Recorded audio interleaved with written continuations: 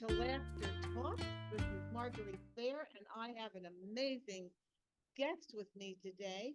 And Michael, I'm going to take a couple minutes to introduce you, so hold on with me, okay? We're going to let everyone know who my amazing guest is. Now, Miguel Bernal started his professional career alongside his sisters as Los Hermanos, studying ballet, Spanish, and flamenco dance. He has performed for many celebrated actors and studied with renowned teachers in Los Angeles, Mexico City, and Madrid. He studied with teachers who made a career of the dance. Traveling through Europe, his interest continued into collecting dance programs, books, art, etching prints, accumulating a large archive of historical dance photographs. His interest in European history and architecture became his new focus on interior design and art history. He finally organized the countless interviews and research material to coordinate the history of Spanish dance. And as Michael's belief is you cannot become a well rounded artist without knowing your history. Now, I want to first of all, Michael, thank you so much for being here today. My pleasure. I I can't saw believe it's been a few years since we last did this. we were saying that it's been a while, and I'm so glad that we got our issues, handled because my sound was playing games with me. So now I'm going to get you in focus. When we did this the last time, I was the one who talked with you about your first book. Now I know that you sent me the information, but we're here today to talk about your second book. And I would like Correct. you to tell us, please share with us your a little bit of your first book. I'd like everyone to hear it from you leading into the second one, which we're going to be talking about today. Okay, great. The first book that I did was, first of all, I'm going to back up a little bit and say that I've been writing these books for the last 10 years. And it's only been within the last few years that I actually was able to, because of COVID and other issues, I was able to sit down and actually edit all of this and turn them into a final book. So the first book came out in July, I think, of 2020. And you and I had an interview in December of that same year. That first book is really the history of Spanish dance and the effect that it had on the American dance within our country. So I've talked and mentioned a lot of dancers who came either from Europe, from South America, who came from Mexico, and came here and established a career in the United States using Spanish dance as their primary office on the stage, being able to do Spanish dancers, classical Spanish dance, etc. This second book is an extension of that. But what I've done in the first book, I concentrated on two dancers who were very popular during that era, who was Antonia Merced, Argentina, and Vicente Escudero. Now, these dancers were very famous in the 20s, late 20s, 30s, and 30s. Then the Spanish dance started to kind of change a little bit, and we had new dancers that came about as an extension of those dancers.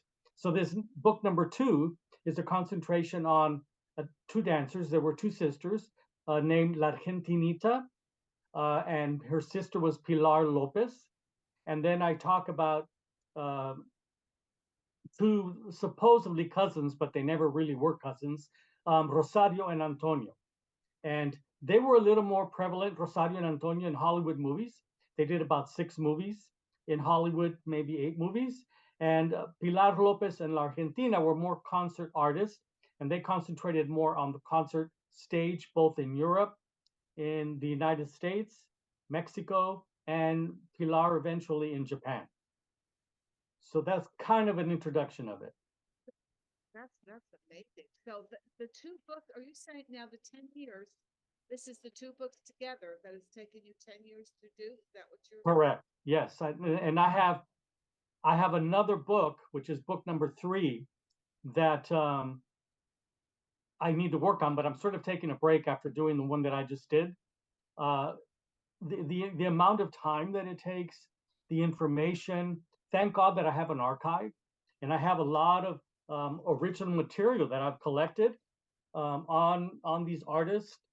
I'm sorry I have them in plastic. I could have taken them out, but I have all of this archived in acid-free uh, envelopes and plastics. So I have a lot of material, a lot of photographs to help me substantiate the history of these artists. Because I think it's important that at least I try to remember who they were, because it's a shame that they spent so much time of their life performing and dancing, and then they just get forgotten. I was very lucky to study with Pilar Lopez. Well, I didn't really study with her. She never really taught, but I spent 26 years with her, a couple times a year and on the phone. And she told me her whole career, her sister's career. And then I did study with Rosario, the other half of Rosario and Antonio. I studied with her while I was in Spain, and I maintained a relationship with her until both she died and Pilar Lopez died. So the information that I have is a lot of information that I was able to pull out of other archives, but at the same time, they're stories that were related to me by the artists themselves. That is the best way to take in information when you get to speak to the actual artist. Now, and the tradition, does it stay exactly the same, or do different artists add a different element to it in their own style? How does that work? Correct. That is correct. Yes. So basically, what has happened, Spanish dance today, and I think we touched on this on the last video that we did a couple years ago. Spanish dance, like modern dance, like life every day, it metamorphosizes and changes.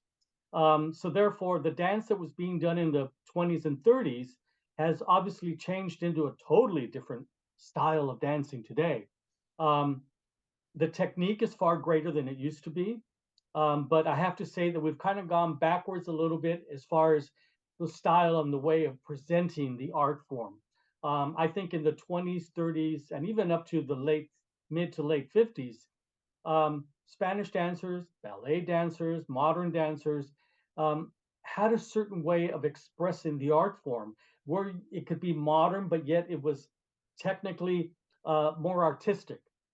And today we're concentrating more on the speed of which you can do the footwork, how many turns you can do. Instead of doing 2 artistic turns, you do 6 of them and they're fast.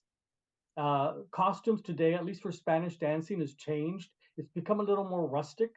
It's become a little more everyday type wear. Whereas I am still very traditional. I wear the traditional costumes that was born back in the 20s, 30s, 40s, 50s, 60s.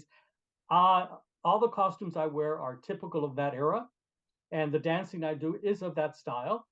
I do try to modernize the dance and bring it up to today's standards a little bit by changing the footwork, the choreography. So it does change, but we need to change it within the style of the dance. Yeah, there are certain rules that you don't. Yeah. Now, your most recent gig, you had gone to the Repertory of Flamenco at what was that, Coachella Valley?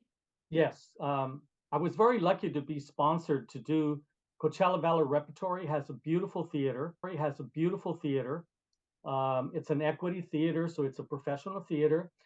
They hired me to do a concert, and I'm hopefully you can show some little clips of that, because in that concert,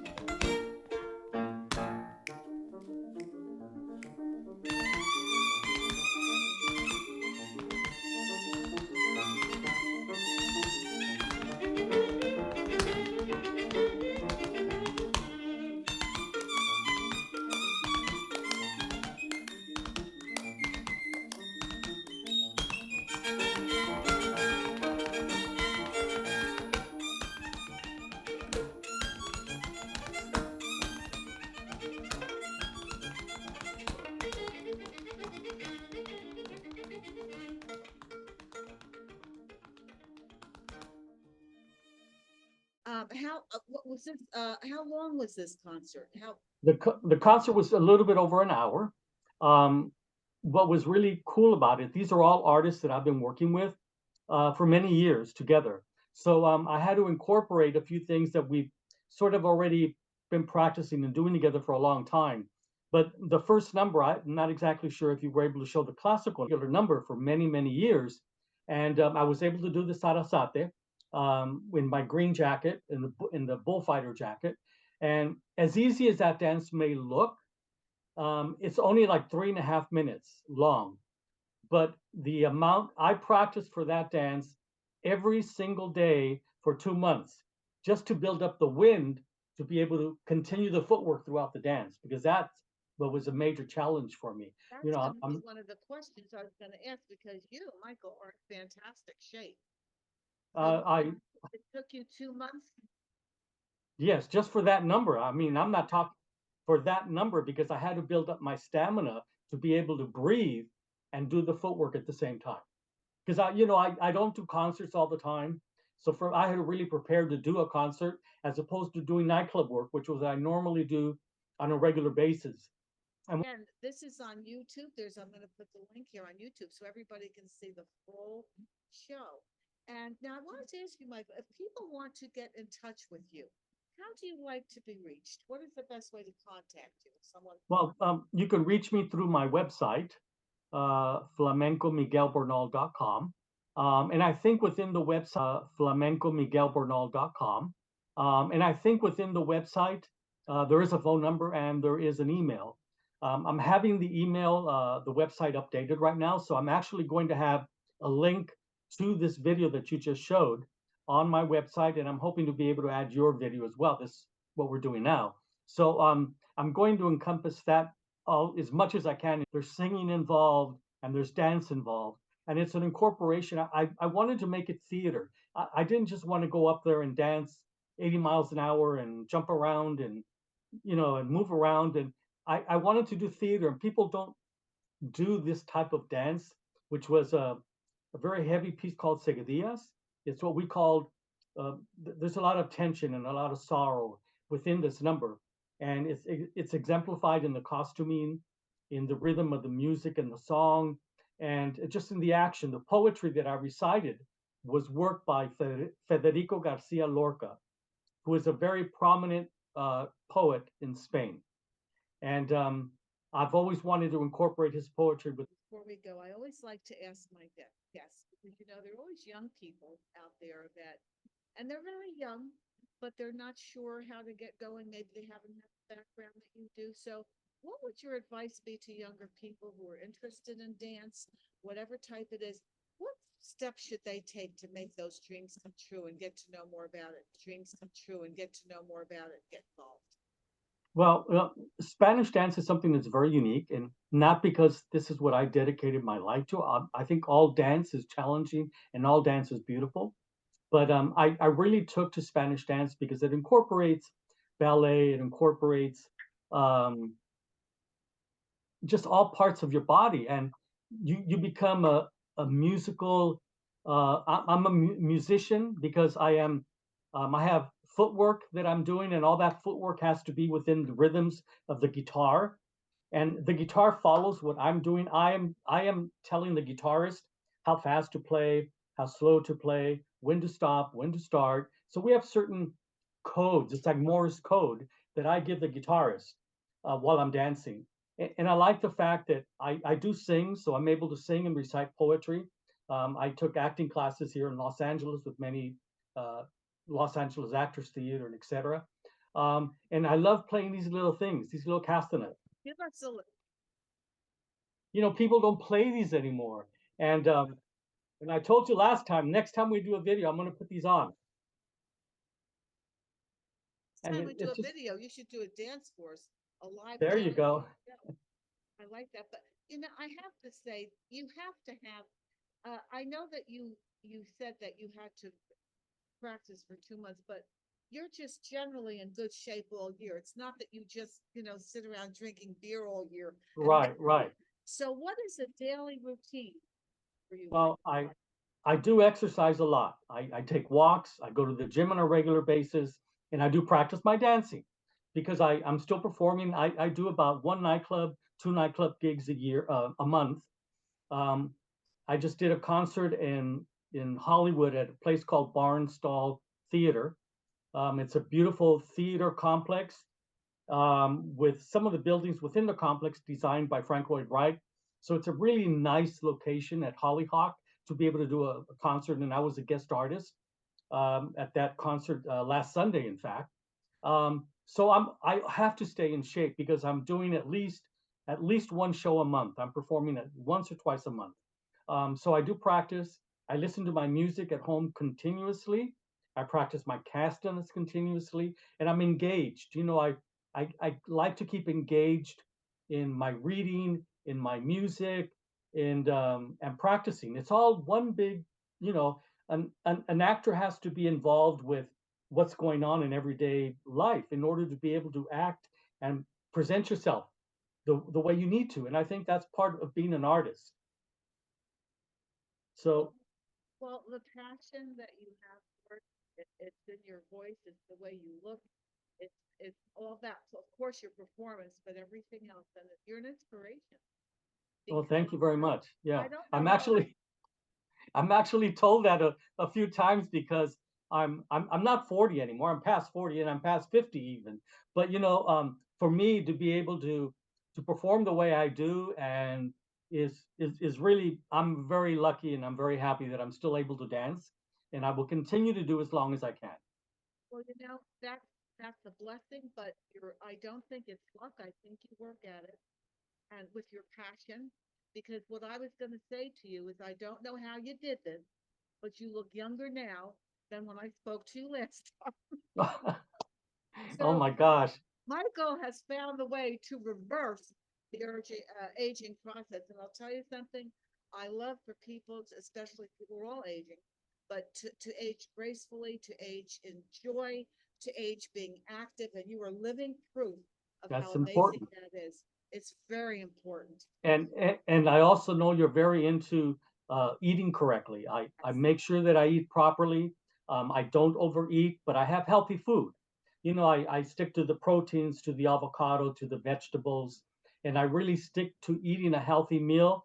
I don't eat a lot of meat, but I do like to eat some meat sometimes for the protein, chicken or fish. Yeah. But I've lost 20 pounds since you and I last spoke. But it's having to work at it and eat less. Stop eating when you're full. Sometimes you love what you're eating, and so you just eat and eat and eat, and it's hard. It's a routine.